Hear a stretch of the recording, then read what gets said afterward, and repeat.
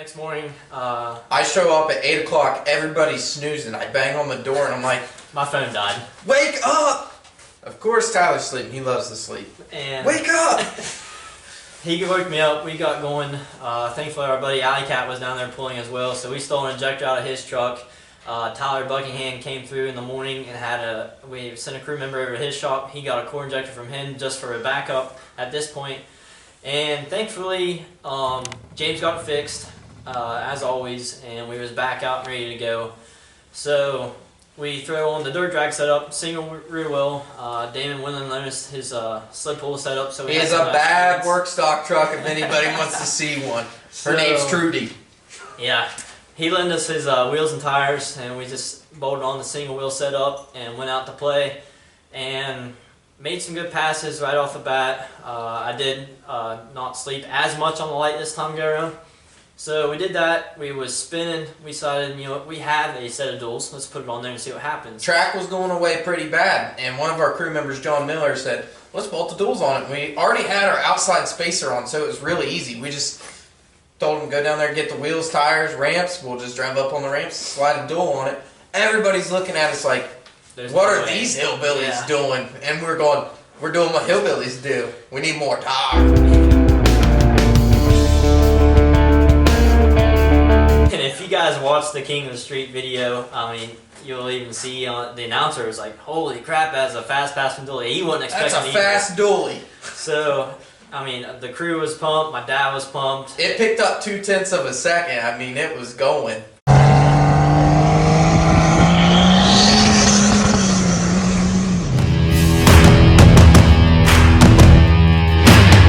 I mean, it's something we tried and it did work out, so we left it and we went for the qualifiers. Made it, I think we was third or second fastest qualifier. Don't quote me on that. We was up there. We was the third fastest pass. The first two passes down the track were Justin Ziegler and Justin Duffy. Yeah. And they were the two fastest passes of the day, and then the track went away. Other than that, we were smoking it. Yeah, track went away, it started raining. We're sitting there, waiting for the rain to go by. It doesn't look like it's going to happen. People started asking me to go back to the pits. The guys with the hood stacks didn't have any coverings, anything like that. So we went back to the pits. All drivers meeting. What about the guys with the big baller carbon fiber stacks in the bed? We're good there. Don't worry about it. Randy at Old School Fab. Good products. But anyways, Zach's going to go check it out. We're going to have a red carbon fiber one right here. If anybody's looking to buy anything, need some tax write-offs, we'll help you out. Put you right there. We got an open spot on the back glass. If it's big enough, we'll get on the front windshield like Ricky Bobby. Fake Newtons. So we go back to the pit and we have a driver's meeting. We decided it's all, because when you're dirt dragging, it's wide open, then you're on the brakes and that much momentum, that much weight, you're sliding. And there was quite a drop off at the end of the dirt drag track. There was a pond. Yeah, there's a pond. None of us wanted to be ducks that day. So we decided to take our fastest qualifying time and put that towards the points. So we went back to the truck, had an hour to get ready for sled pull. We bolted the weight box on, all the weights, the sled stops. We were fairly prepared with our weight box. We had a nice weight box.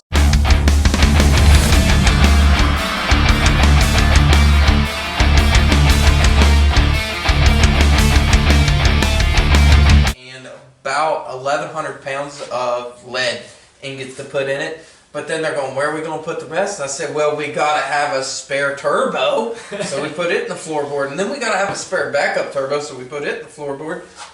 And what's the point? Like I said previously, we just allowed our weight on the street drive. We was at 750, 800 pounds. So that's what we weighed within, I think, 5 pounds when I went across the scales.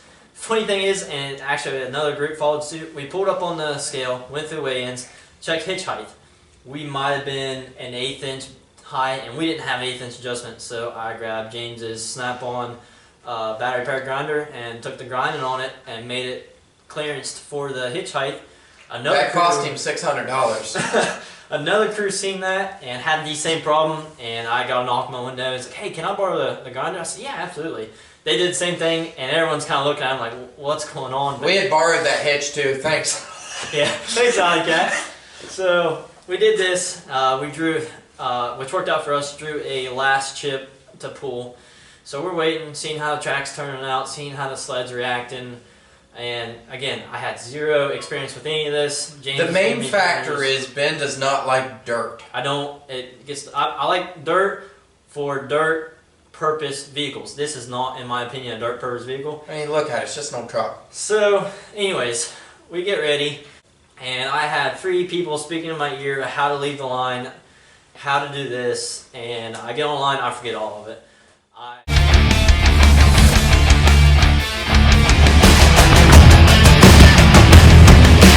On the sidelines. Less brakes, more gas is what was needed, and we didn't do that. So, I mean, the truck didn't light, the turbos didn't light up until about, I don't know, 200 feet. 180, 200 feet, he finally came on her. It came on. It bounced. Apparently, the data log showed me letting out. I didn't think I did, but apparently I did. Data logs don't lie.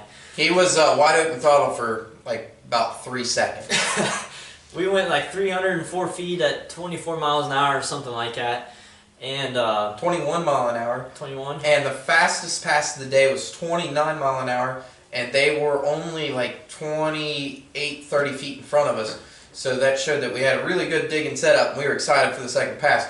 But I heard at first I stopped the truck. It stalled out. Fired it back up. I had some guys. I think Josh from Power Burn Diesel was yelling at me. So there's a fire, flash fire.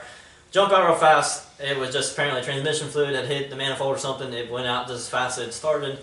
And then I heard the hitches broke. I walked around the back of the truck, and the hitch, the receiver, is literally broke in half. And I'm thinking, oh, this is not good. We don't have a welder. James left it at the shop for some reason. And so we... I thought we built a nice hitch. We're running around the pits with like chicken with our heads cut off. Thankfully, Michael Lucio, he said, hey man, I've got a small buzz box over here. Hopefully we can get fixed up. We found a T-post driver, yeah, and a nice concrete wall, and we started reverse slamming that thing back in there to get it straightened up. Pretty close. And so I did that. They're having a driver's meeting to pull chips. You have to be present at driver's meeting. I'm running over there as fast as I can. So we get over there. I draw a later chip. It's not as late as we needed.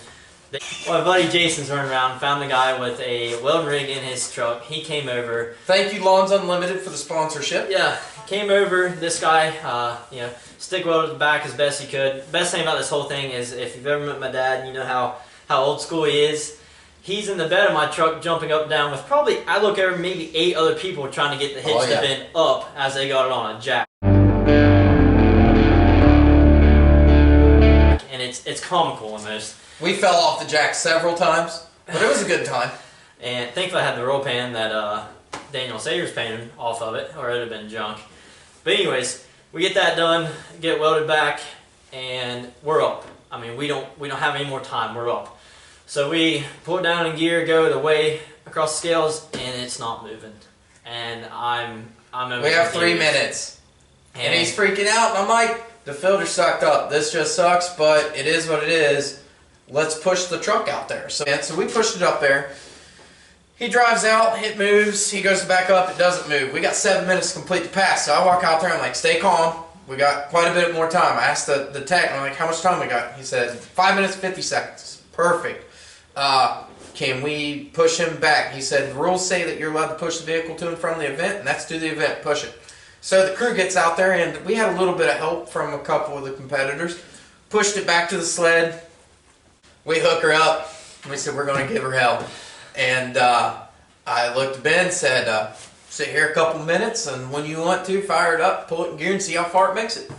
So that was the game plan. I'm sitting there. There's tons and tons of stuff going through my mind. I want to do very well at this competition, if not win. I had a lot of people that helped me out this year. We were currently in first place overall. We was. After the first pool, I had gotten past Logan Epling that was leading the event, and we was within points of each other, but I had him at that point.